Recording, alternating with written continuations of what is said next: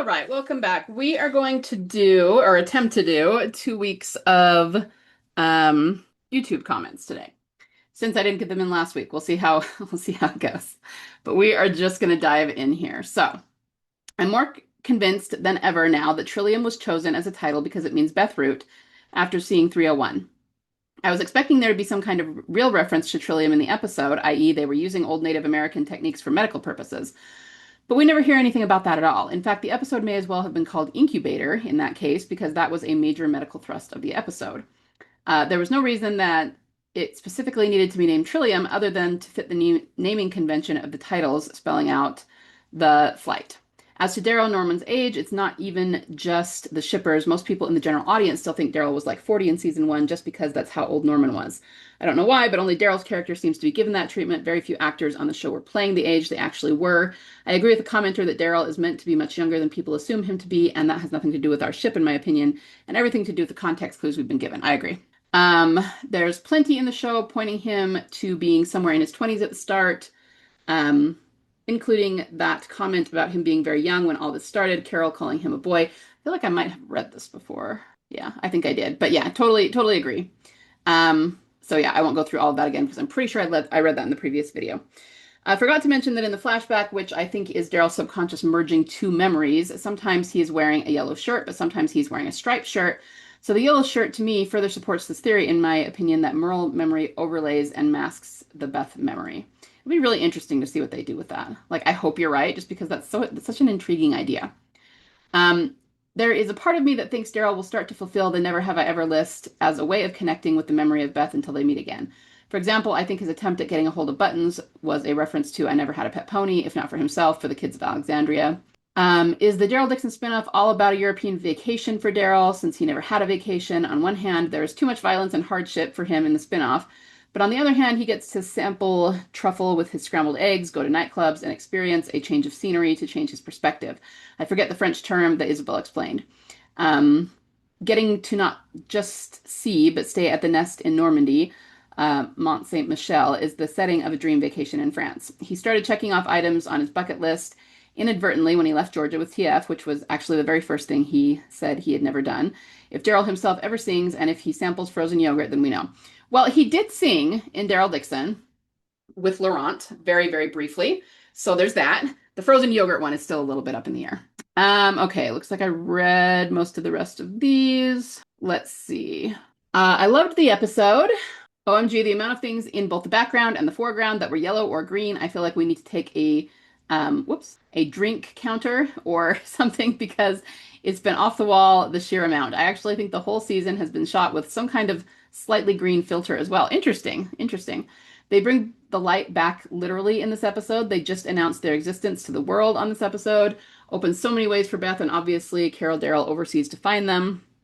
I'm again assuming that they are revising these timelines to line up with each other. I also definitely straight away also noticed the picture of the prison. Herschel drew that, so that means Maggie has talked about the prison with him. Thematically, at least, once again, everything in this episode screamed Beth from the high heavens, more so than TD, the flagship, has since season 6. The Daryl Dixon show has done it more directly with actually repeating of scenes and dialogue, but this is doing it more in a broad way. And both shows are doing it way more than the flagship ever did, in my opinion. I've been working on this theory now that Renata is going to be very directly a Beth parallel. Renata dies in either episode 7 or 8. She is the Tenebrae, the darkness. Maggie's thematical sister dies, but a resurrection is right around the corner. But this will be Maggie's actual sister. I'm also pretty sure she dies because the actress is very popular with several things in the works. I doubt she committed to more than one season of this. I've also been speculating with other theorists that to really drive this home, she might have a kind of almost sort of romance with Dillard. Yeah, it does seem that way to me too. She will die before anything actually happens, thus driving the Beth parallel home even more. Yeah, interesting. And you wonder about how Negan fits into all of that. Him and Daryl weren't really friends, not in the same way that him and Dillard are friends, but even so, you can kind of see it. Negan, I think, wanted to be friends with Daryl more than Daryl wanted to be friends with Negan. So yeah, just really interesting. I like the way that you've laid that out. And yeah, I agree. Great analysis as always. I also have some thoughts about the recent episode. The scene where Maggie and Negan talk in her apartment reminded me a bit of the conversation between Beth and Daryl in Alone. Like Daryl, Negan doubts there's any good people left in the world. Maggie, in turn, as Beth proxy in this scene, insists that people are still good people are still out there. Also, in general, I think Maggie's whole idea of opening up to others and accepting more people into their community was very reminiscent of the end of season 3, where Rick also opened up to the governor's people after governor's downfall and invited them to live together in the prison. Similar situation occurred again in Alexandria in season 6, if I'm not mistaken, when Rick, although initially hostile to outsiders, had a change of heart and decided that bringing in new people was the right thing to do. I might also have a little theory about the painting, and I think it's no coincidence that Dillard talks about his past at the same time as Negan is looking at it. Of course, disclaimer that I might be totally wrong about it. That being said, I think whoever it is, the faceless figure, will be the one who betrays. As for right now, my money's on Dillard, and here's why I think so. The two characters shaking or holding hands could symbolize Negan and Dillard, as they became sort of friends in a short period of time. The man wearing black would obviously be Negan, since he usually wears all black. The man with no face could be Dillard, because his story of being an undercover cop in the past life would fit with the painting's character's appearance, faceless as in not showing or hiding his true face. And dressed in blue, which is a characteristic color for police officers. I'm not exactly sure about the mother with the child and that creepy dude who walks toward them, lol, like you said.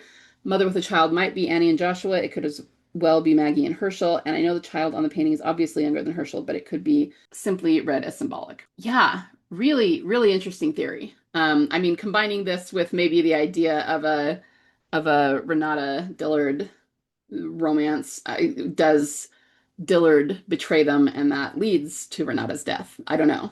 I don't know. Very interesting though. And I like that interpretation of the painting. I mean, I hadn't thought of that, but because he's undercover, he would be kind of faceless. Yeah, interesting. And then there's the fact that you say dressed in blue, which is characteristic color for police officers. Could we relate that back to Grady in some way?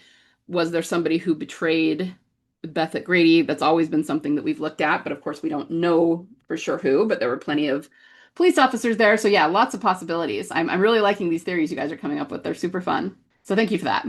I think they directly linked Dillard and Daryl with the undercover cop comment, yes. He is even wearing suspenders, longer hair, and the same facial hair. Dillard is messed up. Maybe Renata will be his light. Also, regarding the painting, the figure wearing a hat really looked to me like Rick with the sheriff's hat. So then maybe the dark-haired woman and child he is looking at is Rick, Lori, Carl. Yeah, maybe. As your resident TD gaming nerd, I want to add that the game Negan is playing is Gears of War, which is really a really famous game and thematically really interesting in how it resonates with The Walking Dead. Maybe I'll make a post about it, but the game is about humanity's struggle struggle on another planet in some distant sci-fi universe amidst a sudden invasion of an underground horde of locust creatures. Surviving humans form a consolidated government called the Coalition of Ordered Governments, or COG, which as an alliance greatly resembles the CRM per its reliance on martial law. However, in this story, the COG soldiers are the heroes, not the enemies. Anyway, at the heart of the game is a sweet, humorous character and fan favorite named Dom, who is the protagonist's best friend. As a sort of background quest in Gears of War 1 and 2, Dom has been searching for his wife Maria, who disappeared over 10 years ago. Maria disappeared after her children died in the invasion, and she suffered enormous depression. Though it's not the main plotline, his search for Maria is a persistent background layer in the games. When he finally finds her in Gears of War 2, she has been imprisoned by the Locust, tortured, and her mind is destroyed. It's horribly tragic, and he mercy kills her. So anyway, when I saw Gears of War on Negan's screen, I was like, wow, what a choice, because it's extremely relevant to a lot of what's happened in TWD, perhaps Daryl specifically. Now, Galadriel Jones told me a lot of this in our own discussions before, but it's actually interesting to reread it here because in this episode, Luis lost his wife, and he says it was right at the beginning, which means it was more than 10 years ago. So, I mean, in a very direct way in the plot, maybe the Gears of War is meant to be a foreshadow and a template of Luis. But as we've discussed too, Luis and Maggie in this are kind of a still template, right? So, yeah, super interesting, super interesting. And I don't know anything about gaming, so I'm glad other people do, because I probably wouldn't catch that. I assume because that's a really recognizable game, they would have had to pay more to have the rights to show it on screen too. Yeah, probably, which makes having that specifically there way more intentional. Agreed. Okay, Phantom the Opera stuff. I'm here for it. In the 1962 Phantom the Opera movie, everyone thinks the Phantom died in a fire in a printing shop, but actually he's alive. I immediately connected it to Beth. So also, not only are we seeing a stage, but that stage has dead people on it. And also, giving her the option by making a knife available is exactly what Andrea did for Beth. Good point. I like it. It also directly connects the Dama through, though she was killed in a fire last season, but it definitely does work for both. And the knife thing was exactly what we saw in season 2. Yes. Interesting that there is more than one piece of artwork, the prison sketch plus the Green Hills boobies painting made by characters and not renowned artists. This means TWD had total control over what these particular images portrayed, so definitely the painting is loaded with meaning, and yes, especially the man with no face. Side note, just stumbled across info that while Goya stands out most in relation to Daryl Dixon season 3, apparently the cinematographer and or director said in an interview that they were emulating Caravaggio in terms of lighting, etc. That would mean a Beth connection, read the painting in the doctor's office at Grady, TWD 504, when he's talking to Beth. It is a Caravaggio, the denial of St. Peter, which also gives us a reference to the number 3, as Peter denied Christ 3 times, which then theoretically connects to the title of Dead City's finale, Tenebrae, which refers to the liturgy or liturgies where candles are extinguished, each representing a follower of Jesus who ran away or became disloyal sometime between Maundy Thursday and Holy Saturday. And then this now makes me think the man with no face could be a Judas-like character. Personally, I would not see Beth as a Christ figure in any serious way. For theological purposes, it pushes things too far in my mind. However, for storytelling purposes, would Team Family's abandonment of Beth, her cadaver, as they thought, be akin to the theme of Tenebrae in the sense of running away in fear of a horde of walkers and the tremendous guilt felt afterward? Then, of course, we think they went back and she was gone. Yeah, really great connections there. I think it can be read either of two ways. Either that, what you said, that it was a betrayal that they left her, and definitely Sasha's conversation with Father Gabriel in 516 supports that, as though he was condemning her for leaving one of their own behind, and she had an enormous amount of guilt over something. So that definitely, there's evidence of that. And I also wonder if the other way it could be read is that there was somebody at Grady who betrayed Beth, and that's what kind of led to everything, and we just weren't really shown who that was. There's lots of different theories about that. You know, we've looked at pretty much all of the police officers, Edwards, of course, and we just don't know because they haven't told us. But I think it could be read either way, maybe both at the same time. You know, both could be true. So yeah, once again, I wish I had more that I could confirm or deny, but we have to wait until they give us those pesky missing 17 days. Okay, so Natural Blue. Random note, the Phantom of the Opera is referred to as the main female character's angel of music. Okay, sorry, I totally did not read that right. Let me try again. I think I'm having a brain fart here. The Phantom in Phantom of the Opera is referred to as the main female character's angel of music. Yes. For anyone who isn't overly familiar with Andrew Lloyd Webber's version, there's a song the Phantom sings toward the end of the music titled Down Once More, Track Down This Murderer. Lyrics include, down once more to the dungeon of my black despair, down we plunge to the prison of my mind, down that path into darkness deep as hell. Yes, I am the nerd who was very into the 2003 Gerard Butler version when it came out. Why do you ask? LOL. Yeah, no, I was too. I love the music specifically from that version. The music from that version is actually a little bit different than the stage version, but I like the movie version better, the music from it. Anyway, so theme-wise, I was just thinking it's interesting. Out of all Broadway musicals, they went with specifically that one and then wrapped the episode with Negan essentially accepting his former persona and killing the Dama because he's pretty sure no one else around is going to do it. It's almost a foil of Daryl handling Randall in season 2, since Negan has a very different mindset about why it's gotta be him taking care of business. But with all the other callbacks to previous seasons, Team Family Homes in this episode, it didn't make me think of it. Yeah. I mean, like I said, I didn't get around to a whole lot of analysis of that, but I agree. I mean, at the very least, they're putting these things in intentionally. You know, you're right. They could have gone with any musical they wanted there, and they went with this one, which means they want us to be reading into it, and there's something significant about it. So yeah, 100%. And yeah, I'll have to think about that more. It's interesting. The other thing that's kind of coming to mind as I'm reading through your guys' theories and your comments here is that most people in the Phantom of the Opera, they don't know that he's real. Certain people do, certainly. Like people who work there, they know he's real. You know, they believe he's literal. They get really afraid if people don't do what he asks, that he's going to get violent because they know that, because they've been there.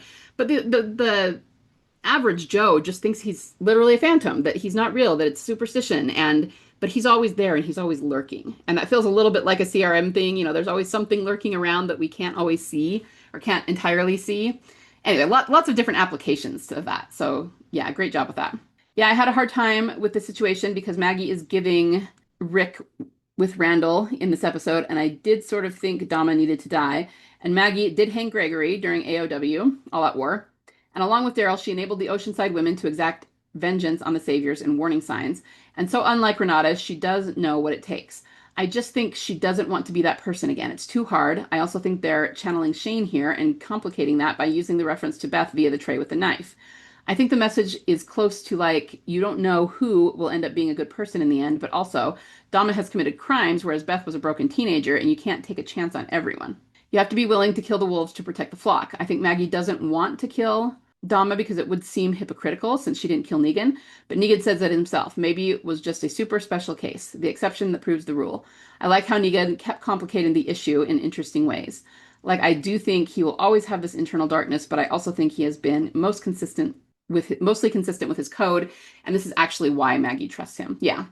I mean, it's never simple, right? They do it on purpose. Give us really complicated characters with lots of different facets to their personalities and complicated situations where you can't be like, oh, in this situation, you just do X, Y, and Z. No, it's never that simple. So yeah, that's a really great, insightful way to explain it. Thank you. My theory may be crazy, join the club, but I'm going to stand by it. I think Maggie is bitten or dying from something else, and she knows she's going to have to leave Herschel in the care of Negan, and she's having either a fever dream or she's telling Negan what she can about her family so he can keep the memories alive with Herschel. Interesting. Interesting. I mean, I guess that would explain the fever dream, right? And yeah, it would definitely be a twist, 100%. Interesting, and I am excited to see whether you're right or not. Okay. How about here? Oh, I just did that. Okay. I have mixed feelings about the idea of Renata being a Beth proxy. Yes, because Maggie is naturally going to connect with her in a sisterly way because she understands the relationship and misses it, but no, because she would see Renata for herself as her own person. Some things TWD does well that most shows don't. Platonic and positive relationships between men, women, or boys, girls. There's no actual endless will they Oh, okay, sorry. There's no actual endless will they or won't they teasing the audience for seasons on end, although fans may project this onto characters. It is clear when people are just friends or when they are potentially interested or starting to get interested in each other or not, and when they really do love someone. And when couples get together in the world of Team Family, no playing games for the most part. Yeah, I will say that I always kind of liked that about it. They didn't go, and not that anyone would mind, every once in a while having like a jealousy storyline, but it's not like soap opera-y in that sense. Like I totally know what you mean. Like they don't have people stealing each other's boyfriends and they that's just not the kind of story that it is. And while, I will admit to liking that kind of story every once in a while, Walking Dead is kind of a breath of fresh air in that it doesn't do that. So I agree. There is no Tinder in the apocalypse among the good guys. They take mate selection very seriously, although sometimes mate selection may not involve the best choice or circumstances. Aside from feelings, there are primal drives, I think, at play with mate selection in TWD due to survival instinct, so no one is really just hooking up. And that's probably the answer. Remember Chris Hardwick used to say that. Why isn't everyone just hooking up in the apocalypse? I think you just laid out exactly why. So that's very insightful. Main characters see each other for who they really are. There are many loved ones to miss, and in scenes with new relational connections, there are echoes of and themes connected with past characters, more Beth than anyone. But I think generally people are trying to move on, push on, not actually replace people or use people to fill the holes in their heart.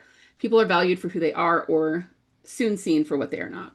No, I agree with all of that. And I don't think that when we say that Renata is a Beth proxy, I don't think that necessarily has to mean that Maggie is projecting onto her as though she is Beth. I think she does see Renata for who she is. I think it would be pretty natural, especially because she grew up with a sister, to accept another woman into that role. But that doesn't mean that she's trying to make Renata Beth. I think she does see her through as for who she is. And then there's the idea too that it may not have a whole lot to do with Maggie.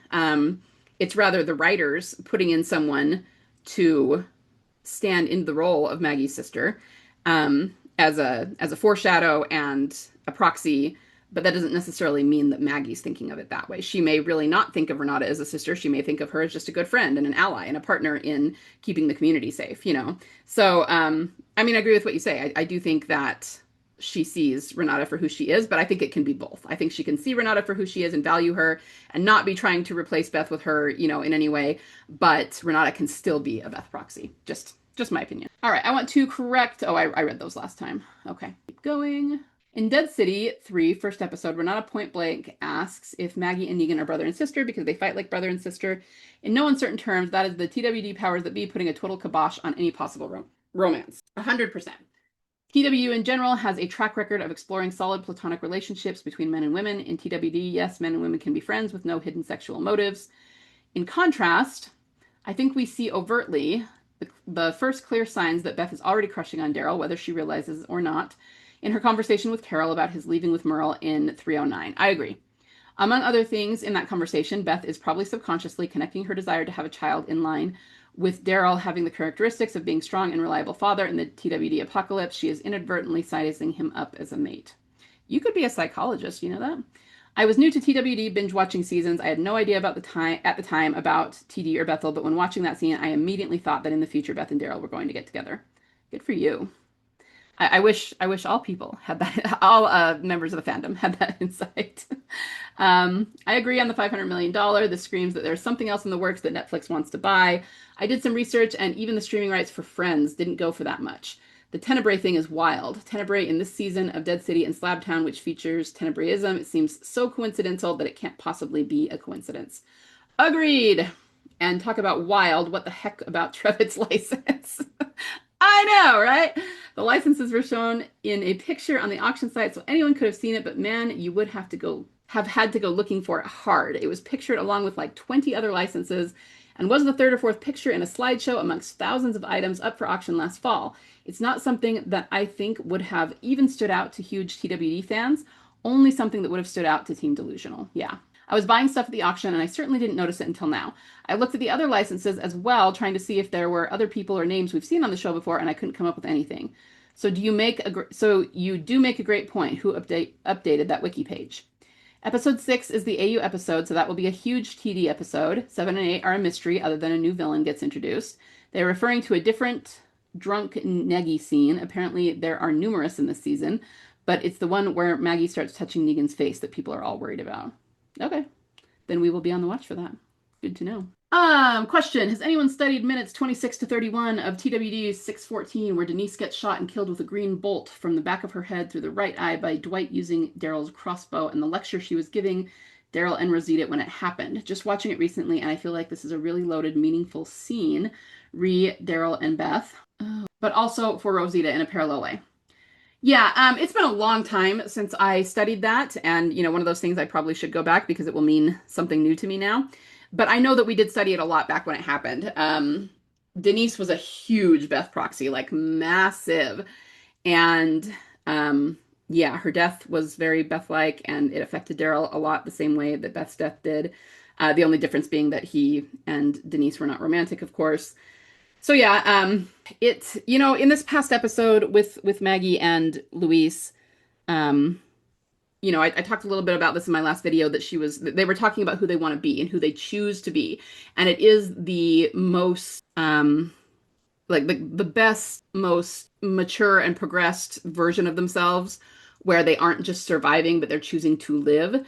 And I feel like the theme throughout all of these storylines, throughout the entire show, is that they need to learn not just to survive, but to actually live and thrive. And that's basically what Denise was yelling at them about. She was saying, maybe I screw up a lot and maybe I'm not as good at you guys at surviving, but at least I'm trying here to figure this stuff out and you guys are just avoiding it. She says you need to basically own your shit and figure stuff out. And that's, she was giving them a guilt trip and then she died in the middle of it. And that really screwed Daryl up even more so than he already was. So I think it fits really in line well with the themes and that we are still seeing these themes currently in Dead City and Daryl Dixon and, what's going on right now. I don't have much more to say about it than that, except that it is a really important TD scene and sequence. So yeah, 100%. Would love to hear your thoughts on it. All right. That's always been the funniest about the Bethyl deniers. I love that term. The things and tension that happen between them, even the smallest part of it, like drinking alcohol and talking, is apparently a nod to attraction and supposed relationship.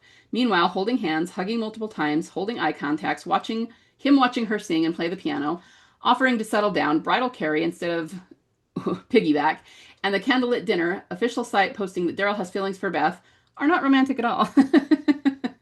I enjoy the sarcasm, yes. I even remember reading on Facebook maybe that they deflect saying the tension was there because there was something between the actors. They even noticed the tension, but still die on the hill that it was meant to be sibling-like relationship. Yeah. Well, it's like I always say, I don't even think that people that deny it actually believe what they're saying. They're denying it because they don't like it and they don't want that because they, whatever, shipped Daryl with someone else or just didn't like Beth. And okay, they're welcome to feel however they want, but that doesn't mean that they're right about it not being romantic, right? It clearly was. So yeah, that was enjoyable to read. Thank you. Let's see, we've got some replies. That part, those in denial could have Scott Gimple, Emily Kinney, and Norman Reedus hold their hands, look them directly in the eye, and reiterate that Bethyl was intended as romantic, and the deniers would still insist that's not what happened. Exactly. How does that quote go? To those who believe, no proof is necessary. For those who don't believe, no proof is possible. I probably screwed that up a little bit, but that's the basic idea. I remember one saying about Beth that she is his little buddy. I mean, excuse you, Bethyl deniers. Do you look at children that way? Exactly. While their cardigan falls off their shoulders, because that would just be creepy and disturbing. Agreed. And I think I've told this story before, but I remember reading this thing. I think it was an article, and it was like a fan who left a comment or something, and they were actually talking about in 510 when he burns himself, and like literally this is what they said, and I think my sister read it to me, and I busted up laughing. Like it was so ridiculous, and so I just laughed out loud and was like, wow, but basically what they said is they said, well, he wasn't crying because Beth died. He was crying because he burned himself with a cigarette. I was like, really? I mean, come on, but that's exactly what yeah, they're going to come up with something because they just don't like it, right? So yeah, I 100% agree. Who owns that free Walking Dead streaming channel? I don't know. There's one on AMC. So AMC Plus, I know, has a channel where they play The Walking Dead over and over and over again, all the time, 24/7. So they'll like go through all the seasons of the flagship show, and then all the seasons of Fear the Walking Dead, and then the spinoffs, and it's just like a Walking Dead channel where they play something from the Walking Dead universe around the clock, and that is on the AMC Plus subscription and app, I think. So if that's the one you're talking about, if you're talking about something else, then I'm not sure. Go ahead and ask again. All right, so here we go. I think the black-white shoelaces imagery in season 5 is one of the biggest clues Beth and Daryl are permanently tied.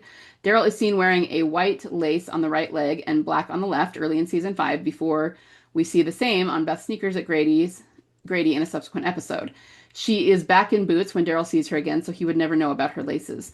This is meant for the audience to see, for sure. Personally, I think it's the most in-our-face symbolic imagery between them in TWD, but they are matching laces, not the same pair. The last time Daryl wears them is in the same season 6 episode where we last see him wearing Beth's knife, as far as I can see. If I were to guess at the symbolism, I would say they represent a soul tie, play on the word soul, like the sole of a shoe. Also, it could mean that they walk the same path in some way while separated, or their paths will connect again, but I think the soul tie works best as the dominant meaning. The way Daryl wears them would be to keep bugs from crawling up his leg in the woods or not catching the hem of his pants on his bike. But that would mean he should have been wearing laces all along or should be wearing them long after. So it is a major visual image connecting them long-term in some way. Yeah, I agree. A lot of people have said yin-yang kind of stuff, which works too. And yeah, there's a lot of ways to interpret it, but I agree that it's very, very intentional. So it's probably even more significant than we think.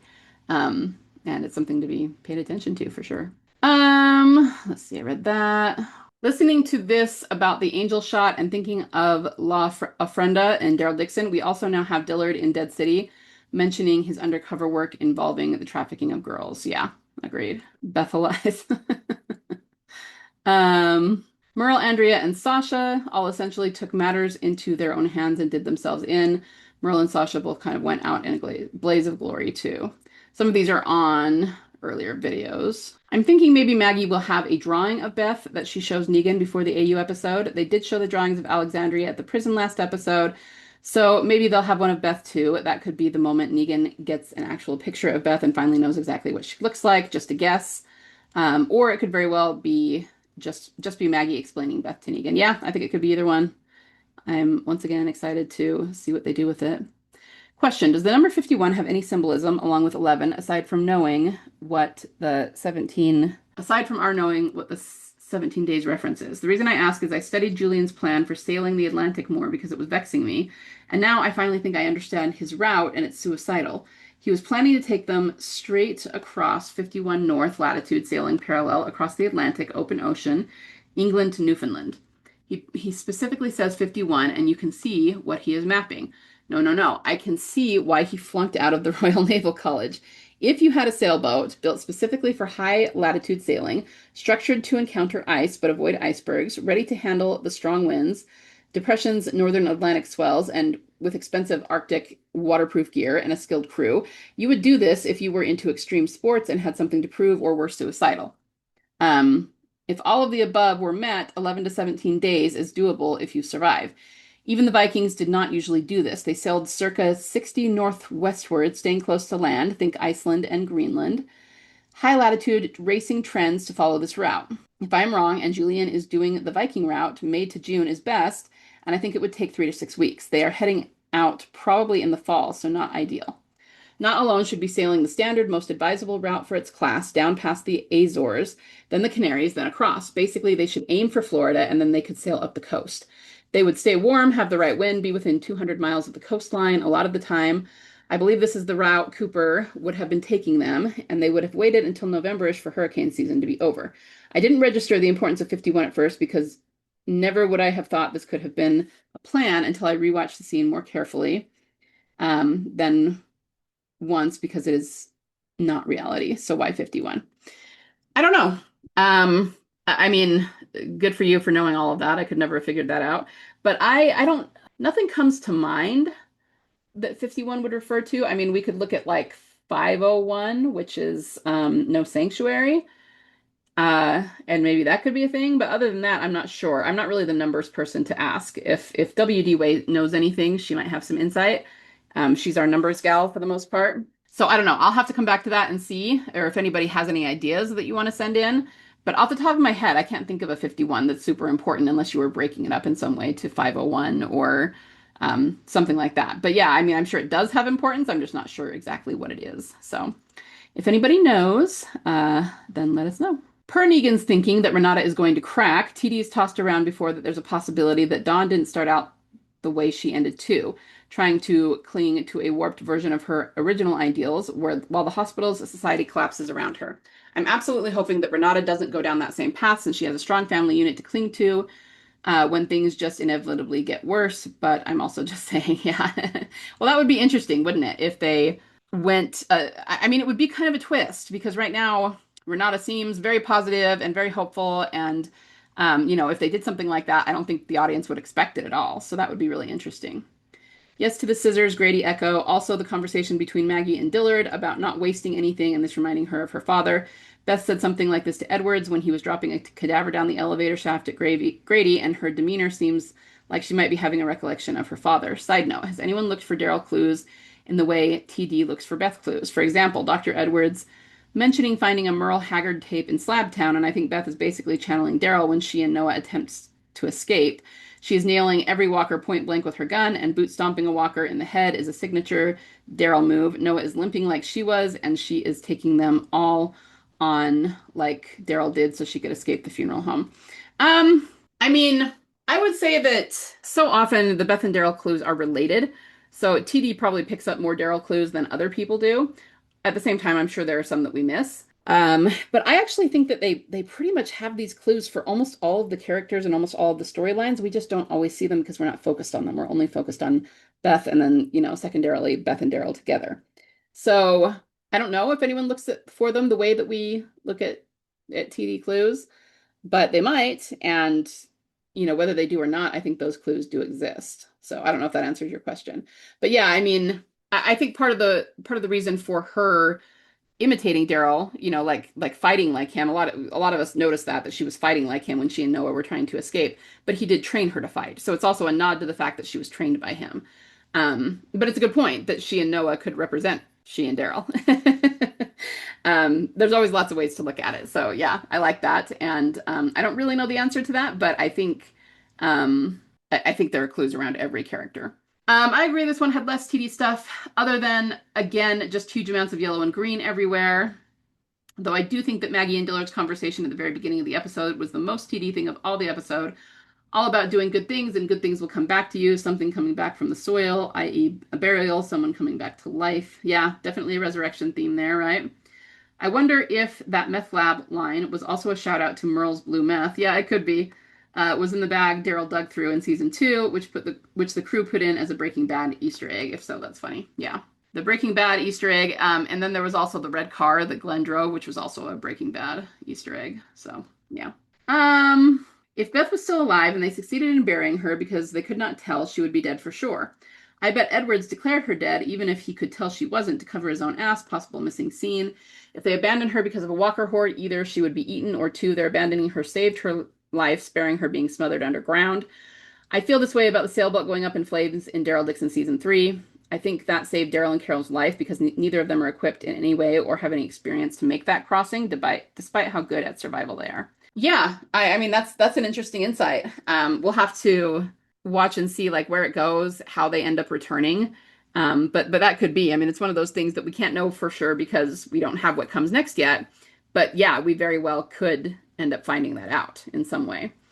But yeah, I've actually thought in the past, not for a long time, but I've thought about that before, about the idea that because of the line they say so often in 509, it went the way it had to, the way it was always going to. I basically think that what that means is that even though it was really horrible and traumatic and they seem to have lost Beth, that it had to go that way so she could survive. Um, I've always thought that. Yeah, for sure. And what you laid out exactly why, because if they had buried her, even if she was alive, she wouldn't have lived. She would have suffocated. And, it's probably more complicated than just that. It's not even just that it saved her physical life, but she needed to go down the path she needed to go down so that she can help Team Family later. They all needed to go down their respective paths before they could come back together and be successful together. All that, it's the whole everything happens for a reason, basically. So yeah, I completely agree with that. But I like that insight about the end of Daryl Dixon 3. I hadn't thought of it like that before. Super interesting. I think we've gotten some big signs that Beth was trafficked. So I think her recovery from this experience could mean the love will be there immediately, but the romance will have to go slow. In TWD, she was forced into debt bondage at Grady, so she has some experience of in preparation for dealing with such circumstances. I think we get a lot of foreshadowing of Beth's ultimate return in terms of Sandra, the girl singing and playing a guitar who clearly reminded Daryl of Beth. When they said she was so traumatized, she at first did not talk for a month, but clearly was able to make a comeback if she's singing. The whole Ofrenda storyline, including girls not chosen put to labor, Beth managed to avoid being sexually exploited or raped while at Grady. It is unclear if the Ofrenda girls left over are spared this. The Ofrenda storyline also gives Daryl some experience fighting human traffickers on behalf of a girl or woman. I love the way you think that, yeah, this is all a foreshadow. Dillard in Dead City says he was working undercover with human traffickers. Daryl joked with Zach that he was undercover. Daryl went undercover with Paz to save Justina. Does he go undercover with traffickers to save Beth? I also think the verbal exchange about eating guinea pigs in Slabtown could foreshadow Beth being trafficked for medical experimentation, as well as the imagery of the opening credits for Daryl Dixon season 1 and 2. Yeah, yeah. And the idea of maybe her being a test subject, because, guinea pig, and that does feed into the bite cure theory. So yeah, I agree. And I do think that all of this is happening for a reason. Just the fact that they were dealing with sexual exploitation at Grady is another one. So yeah, I mean, and I've thought for a long time that the CRM might have something like this going on. We have seen that they will do test subjects, test on humans. But they might have a lot more sinister stuff going on that we haven't seen yet. We've seen children being taken. We don't know. I mean, for the most part, it seems like it's more of a, we're going to take all the children and quote unquote keep them safe so we can repopulate the planet. But who knows, right? We don't know what kind of sinister stuff is going on that you can't see. So I agree. And I think that when she returns, they will be dealing with stuff like that in some form. Oh, you guys, this is running long. What are your thoughts on Beth's body language toward Daryl in COTA, seemingly not acknowledging him much when she finally is handed over during the prisoner exchange? Unless there is missing footage from different camera angles, she hugs Rick or he hugs her, but she seems indifferent to Daryl and then hyper-focused on Noah. This has always bothered me. I would have hoped for at least intense and meaningful eye contact from opposite ends of the hallway. Am I missing something? Well, so there's a few ways you could go about this. People have said that they did have the eye contact, and I think I agree. but the camera doesn't focus on it. So there are shots where it shows, it's not just like a close up of Beth. It's the entire line. So it's her and Carol and Edwards and Dawn and all the officers looking one way. And then, of course, looking from the other way, it's the whole line of Rick and Daryl and who else is there? Tyrese and Sasha. And you know what I mean? And so it doesn't show, a close up of Beth and then a close up of Daryl. So it's obvious that they're looking at each other. That doesn't mean they weren't. And I know that that's, in most cases, we would say, okay, what they show us, what they focus on is what they're trying to get across. And that's true. But we also know that they went a very, very, very long time without even admitting that there were romantic feelings between Beth and Daryl. They were specifically trying to play that down at the time. Like, we know that. And now, only very recently, have they come out and admitted, allowed Norman to confirm that there were romantic feelings there on Daryl's part. So I think that maybe there was that eye contact, but they were just going out of their way to underplay it and not show it to us. And hopefully at some point when we get the missing 17 days and we look back, I'm kind of hoping that they'll show it to us. And if there could be a missing chunk there definitely could. So I'm hoping we'll see it at some point. The other way to look at it is that she was very stressed out about Noah and about what was happening and about what was happening at Grady. And so I don't think it's the same thing as people saying, well, why didn't her and Daryl run to each other and hug? And it's like, well, you guys, as much as we would love that, and they probably would have done that on the outside once they got outside the building, it was a really intense situation on both sides. And for the most part, people are walking on pins and needles and hoping everybody doesn't get killed. And so it's not terribly realistic either to think that they would do that. So, and especially when Noah went back, he was her friend. She had started to feel quite responsible for him, and she had helped him escape. Remember when he escaped and she smiled? She was really happy about that. And, he came back for her, which is good, which showed loyalty on his part. But how much does that suck to make him stay there when she leaves? She would feel really guilty about that. So she was very focused on him. But that doesn't mean anything, right? Except that they were in a really tense, really crappy situation. So, I guess the bottom line is there's a lot of different ways to explain it, but it doesn't bother me. You say you're bothered by it. It's never really bothered me. I think there will be an explanation for it, and there already are explanations for it. And, they're just going out of their way to not focus too much on that, or at least they were at the time. And they did very much underplay that for, everything about Beth and Daryl and any romance that might have been there for how many years now. And now they're starting to lean into it a little bit more. So I wouldn't worry about it too much. I do hope that we'll get more of an explanation or a deleted scene or something like that. But I wouldn't read too much into that being the case. There's something weird about the dead deer Daryl finds in 510. If walkers got to it, they did not go for the entrails per usual. The skin is stripped from around the backbone, but there's nothing much to eat there. Also, 2 modest chunks out of the upper legs, symmetrical, but those should have been gored on. And no dried blood. The dead man nearby has I don't know how you say that, symmetrical heart-shaped wound, like his skin was removed to deliberately form that shape. Side note, a bit earlier, Sasha stops when she sees a twig cross in the dried riverbed and checks for water, as if she thinks there might be a real mark someone left there. I don't really know the answer to this, but there's a lot of weird things like this that we do not have explanations for. I can tell you what I think the deer meant symbolically, and if you've read my deer theory, you probably know. As to why it literally looked like that, I don't know. Maybe that's another question that we are meant to ask and that we'll find out later, that somebody did that to the deer and who knows why.